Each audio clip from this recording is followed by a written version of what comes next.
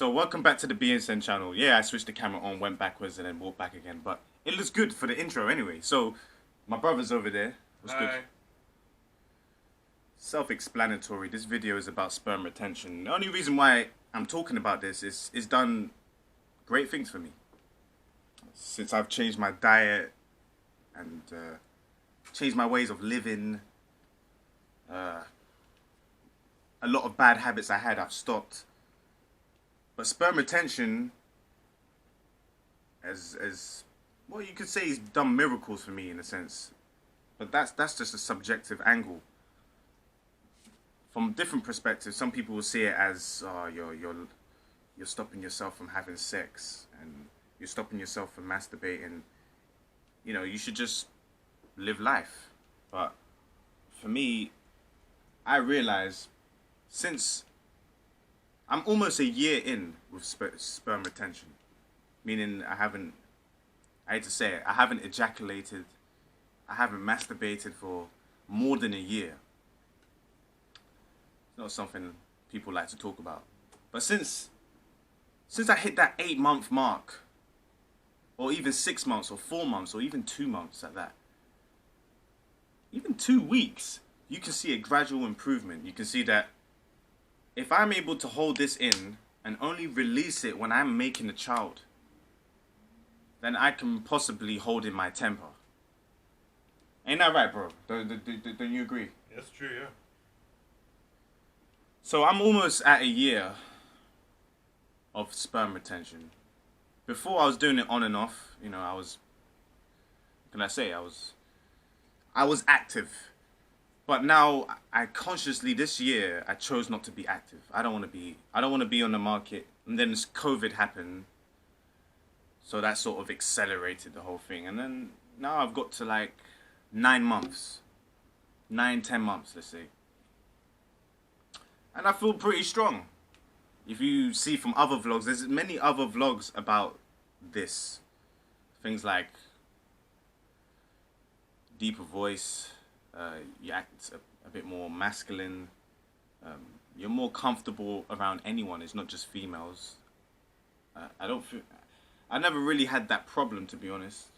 The only difference is I actually don't care about females nowhere near as much as I did when I was younger. So now it's like I'm on my purpose, I've got my goals, I know exactly what I want to do, and no one, no man, no woman except God is going to take me away from my goals. I want to talk more about this journey, but I'm just going to get my brother's opinion. What do you think about sperm retention? That's good. It's good, you know. So as you can see, my brother just gave an in-depth analysis on how he feels about sperm retention. I'm getting him on it. He's just he's now come on the boat. What do you mean? I just had one last night. You serious? Yeah. That's crazy. Alright. So, I'm trying to get my brother onto sperm retention. Trying to get him to control his soldiers. You know? I tried, man. That's what I can say. No, let me get serious. You know, since I've got into this sperm retention thing, I realize what it is to be a man. And a man is someone who has to be able to stay firm like a rock, to be a fortress. I'm not saying ladies, you know, I'm not saying ladies don't have a masculine side and they shouldn't embrace that. But I'm just saying a lady has a certain role depending on her agenda. But in general, my idea as a man is to remain stoic. You know, I've been reading into Stoicism a lot lately. You know, I've been addicted to reading into this because 2 months ago not 2 months ago, but let's say the beginning of this year, I was struggling with my anger a little bit. And along with the sperm retention, I was getting these real urges because I was stopping myself from doing what I usually do. So I was going a bit crazy. Now that's gone lower and I've read into staying calm and not losing your temper. See it as a challenge. See it as a way of life. If something comes at you like this, you should be strong enough to counteract that force. Not with the same force, but with the opposing force. You know, if someone punches me, I don't want to do something that's going to leave me going in that direction forever. I want to stop it. I want to be that opposing force. So, if I do have a lady in the future, say I do get married, I make sure I'm strong. It's my job to be the rock, the foundation. Or part of the foundation, half and half, with the lady obviously. But as a man, losing your temper and not being able to hold yourself in the right way, it's childish. It's not manly. And nowadays, I'm very stern on what I want. I like my coffee this way. I do it this way. I will listen to you, but I will take what is useful. I'll be open-minded, but I will not be a sheep. So if anyone's thinking about, any man that's thinking about this, I would recommend trying it for a week or two.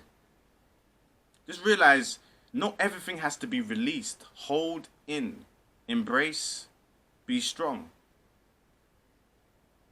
I really believe in this because it's working for me.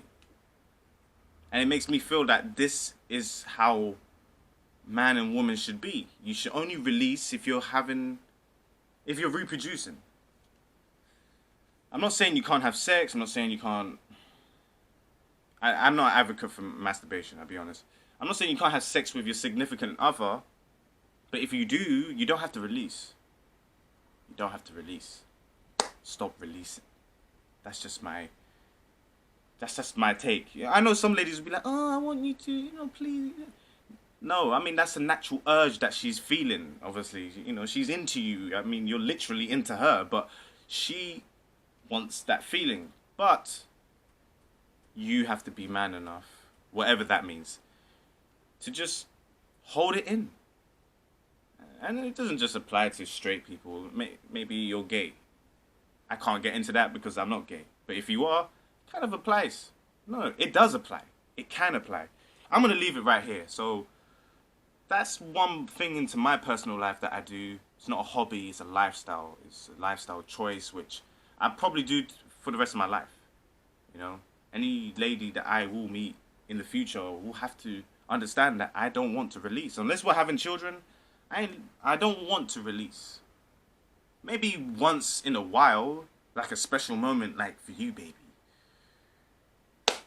But my days of releasing like it's toothpaste are over. So sorry about the graphic nature of this content, but I feel like this is very important for boys, especially boys, and men.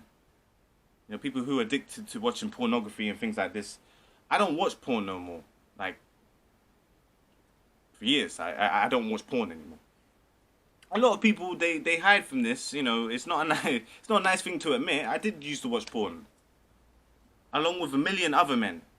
Not with them, but in the same room. But you understand, something like that. Anyways, if you want me to talk more about this, I'll speak on this. But I'm gonna leave this right here. So if you like the video, like. If not, I don't know what to say. And peace.